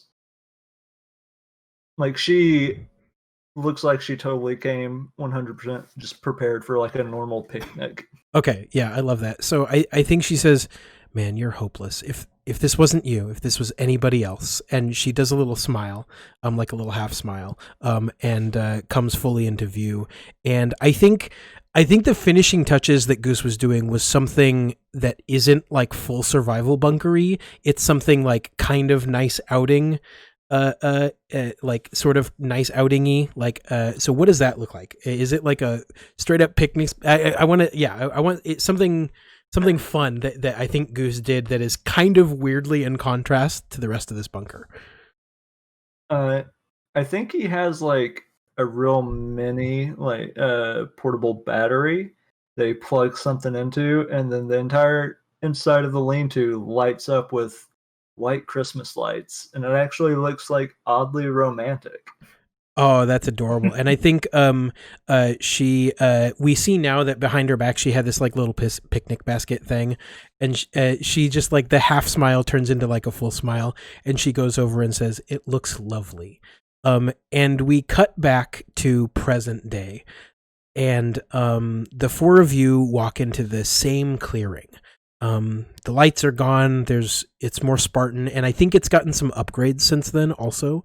So like it looks, it's more well hidden. I think there's a lot more overgrowth, so it kind of seems more bunkery. You have to like go through like some bushes or whatever to get into this cool little clearing.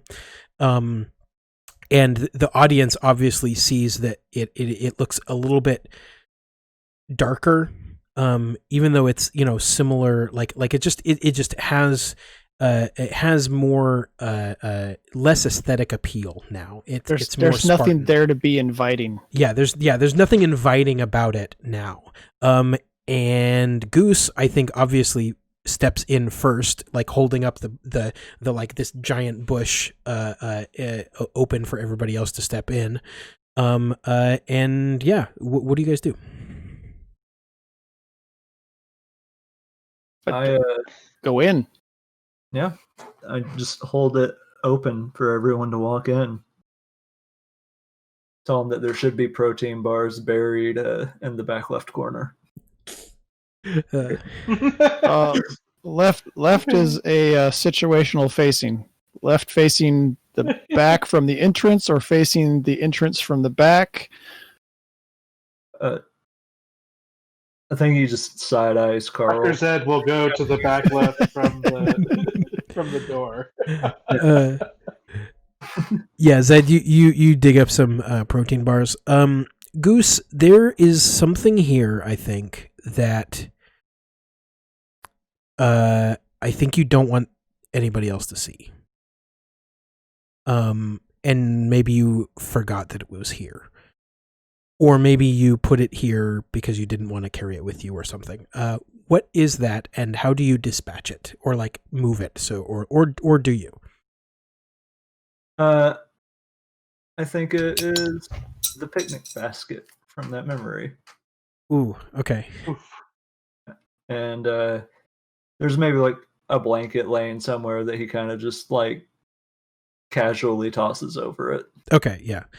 So you casually toss that over. And I think Fitz is like, puttering around. He goes over, he grabs one of the protein bars Zed has dug up. Are these like, how, I gotta know more about these protein bars. I know it's dumb. It's a stupid detail to get stuck on, but I have to know more. Please tell me they're in an ammo can wrapped in wax paper. They probably would be in an ammo can. I love that. Yeah. I'll say no wax paper. They're like, I don't know, Nature Valley, just some individual packages, probably like crushed to dust by now. Oh my gosh. Okay. Yeah. So yeah, Fitz will grab one. They're like kind of limp because they have not kept their form, and so he like grabs it. He looks at it very depressedly, sort of opens it and like dumps the now powdered protein stuff into his mouth and like chews a little bit and says, so what now? What? You guys have a plan for this? Well, now we go to war. We bring down ISCorp. I feel like I made it weird. Wait. Thing. What happened while I was asleep? Okay. Just hold on. All right. Oh yeah, what's the last thing you remember? That's a good question. What happened when you were The thing asleep? I remember is opening that damn door. Okay.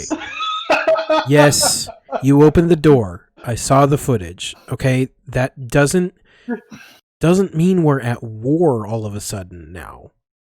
Like there are a lot of good people at ISCorp. I don't like what you guys are insinuating. Tiny dancer. Well, they automatically blamed us for the fault of their own engineering. They obviously want scapegoats for everything. So that is my engineering, damn it. Okay, how in the hell am I supposed to anticipate some crazy psychic dude changing the program and making it whatever happened? I mean, it might be your intellectual process, but it's definitely their tech, and they blamed us for breaking it. I built Dan, and then they automatically wanted to kill us, so we left. I built Dan from the ground up. I built the subsystems of ISCorp from the ground up as they exist today. Okay? If you're calling something that they do infrastructurally into question, you're calling me into question. All right? Then why did they put you in with us as part of the problem? I don't know. Like I said, back in the building. When your credentials are revoked, it oftentimes just means an investigation. I think we've all acted pretty rashly, and there may not be going back now. But that doesn't mean this has to be a war. What was that stainless steel room full of gas and a dead centaur, Tyke? I saw it. What was that? Okay, I don't know. That's the first time I saw that footage. Look, it's not great. I understand. And again, pretty bad. Can you say it's bad? Oh, yeah. Okay, Goose, it's bad. While you were asleep, Tyke, we found the footage of what you saw and showed it to Fitz, okay. and he got to actually see what you saw, just from a different perspective. I think this is a moment where Tyke gets a little bit confused because you're like, wait, I had a dream that I went and I found that footage and sent it to to Fitz. That's really weird. But there was a centaur with me, a hand-killed centaur with me. So I'm not sure what that was all about. And then we just ran a whole bunch, and you woke up and found a car. It was great. Or something about destroying a wall. Car. Wasn't there a force field? He looks at Dr. Zed. Yeah. I mean, I made a wall, I wouldn't call any of what and I happened. welded a door shut. That's pretty crazy, actually. We caused a lot of damage, and I wouldn't call anything that happened after we left great. I don't know. I think my None of driving the skills are pretty aliens great. exist. What? Oh yeah, the aliens. I forgot about that. Oh yeah. Some about aliens existing, Tyke. I pulled the What? folder out of my backpack. He's like, Never mind. Fitz is like, wait, all I could see is just directions of conversation and Fitz trying to grab onto anything. you took ISCorp documents? What are you doing? I keep telling you guys, this is not a war. There are good people there. They're just trying to help. What is this scorched earth policy that you guys have, and why are you so biased against us? To be fair, you recruited a bunch of people who initially called your organization and pretended to be French diplomats. I feel like this is just as much your fault. Wait, as it is just a ours. moment. And you bought us drinks. That was you calling. You knew that at the bar. We waited. No, I knew somebody called. I didn't know you called. I knew somebody played a nasty ass prank, wasting company resources. I didn't know it was you specifically. Everybody looks at Goose. Well, you're right about one thing. I should have never recruited you.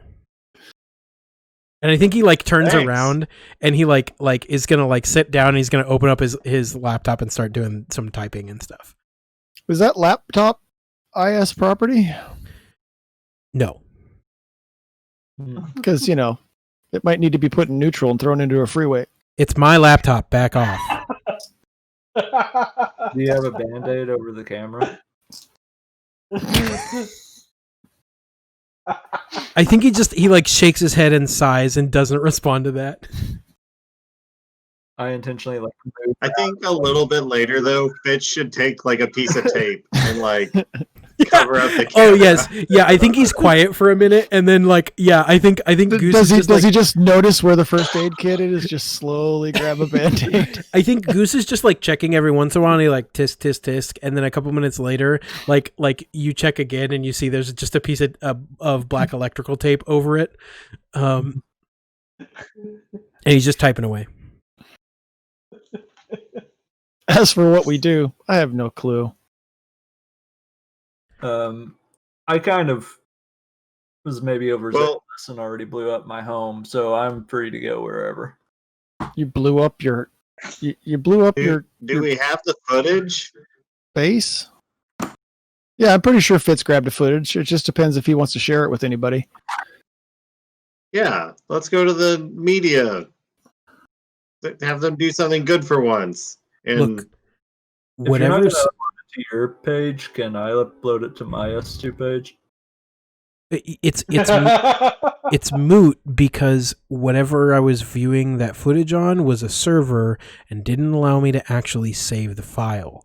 So I don't have it. We'd have to get access to it again. And that's not possible without. I could do that. How can you? Okay. He's really smart. Sure. I mean, he just goes into the Tronverse and he gets it. I don't know if it's that easy. I don't really know what's going on. I think he looks when at you. I do that. I think he looks at you guys and he's like, look, I don't know what Tyke experienced in there, but it cannot be that simple. And then I think you all hear like a ding, not like a Facebook ding, but definitely a notification ding. And he looks down and he's like, very funny, Tyke. This is not the time. Like a Windows critical error ding. No, like a he just received a notification message, like message ding, basically. Am I just connected to the internet now? Like in my brain? You are currently not, actually. And I don't think you remember having sent him a message recently. Oh. That's interesting. That's scary. That's weird. And he, I think he'll just like sigh and he'll close the laptop and he says, I keep trying, but I can't do anything from here. I can't get access to any systems. That footage is not available where we are, and I don't know. I don't know what to do. You guys have been leading up until now. This is a cool little picnic spot for us to hang out, I guess, Goose, but I don't know where to go from here. When he says, I look at the basket and then just to him.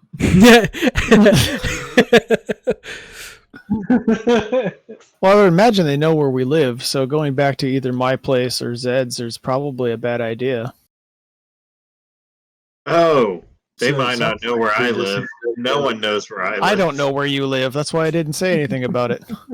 Yeah, actually, Steve, I think your registered address was, I don't know, it was some just call him historic Steve? building. His name is Steve. Do you guys not know that? Oh, I mean, Your name is Steve? God, I did not. I don't know that I've ever called him Only my family calls me Steve. Steve. Okay, I'm sorry. Tyke? I'm sorry. Tyke? Whatever. The mystical. Sure. Yeah, Tycho. Okay. Yeah, it's just easier to say Tyke. I don't like the long O. Look, Yeah, It's hard no to one spell. does. yeah, I can say for sure that the address we have on file was, I think, where you're living, not where your family lives. I don't think we have any relatives on file for you, actually. Oh, that's weird. Well, I Yeah, mean, he's got a sister. to be honest, the federal government in the United States has been kind of cagey about giving us access to their records. So we, of course, have been acting above the law and aren't diving in and grabbing that, even though I definitely could. So there's a point. He looks straight at Goose and he's like, ISCorp 1, okay?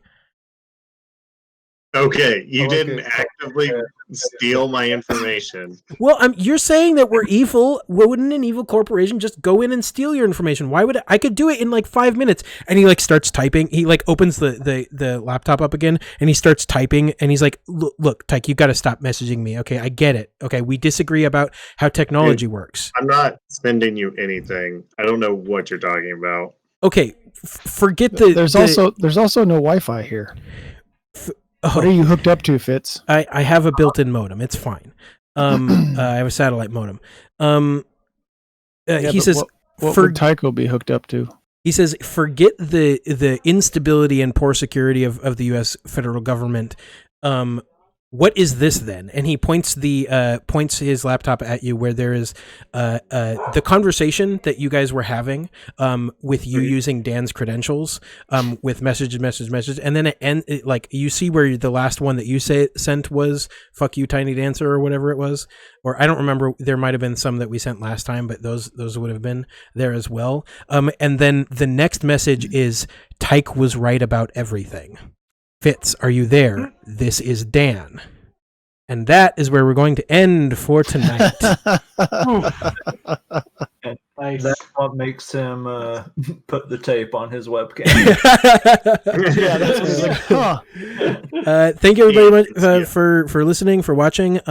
Starshine, thank you again so much for the donation. We'll talk on Thank you. Discord. That helps us a ton. Thanks. Rate and review us on iTunes. 5 stars help us grow and find new people a lot. That's the thing that we're really pushing for the most. We also have Twitter stuff as well. You can follow our Twitter at RPGsanonymous1. Tweet about us. You can submit items and maybe become an NPC if we have NPC slots for y'all to do for that. And you can share our stuff. Join our Discord at the link in the description, or if you're in the Twitch thing, it's right there. And go vote. I just got my mail-in ballot, so I'm gonna vote tomorrow. Got mine 2 days ago. Yeah, I actually just went to do early voting today. There we go. Yeah, go vote. I don't care how you vote. I do, but go vote. Anything to plug for you guys? No, follow Twitter. Yeah. RPGA. Yeah, I think it's hashtag RPGA if you want to talk about us and don't want to be constricted to us and who's following us. Jacob and Colby have a podcast coming out. They said they want to get the first episode out by November, end of November, I believe. Is that correct? Yeah, sometime in November. Working with getting a good logo, and then have to do some editing and probably come up with some kind of intro music. But cool. we can knock all that out in like 1 or 2 all-nighters. It's fine. Yeah. All right. Well, thank you guys for being here, and we'll see you in the multiverse.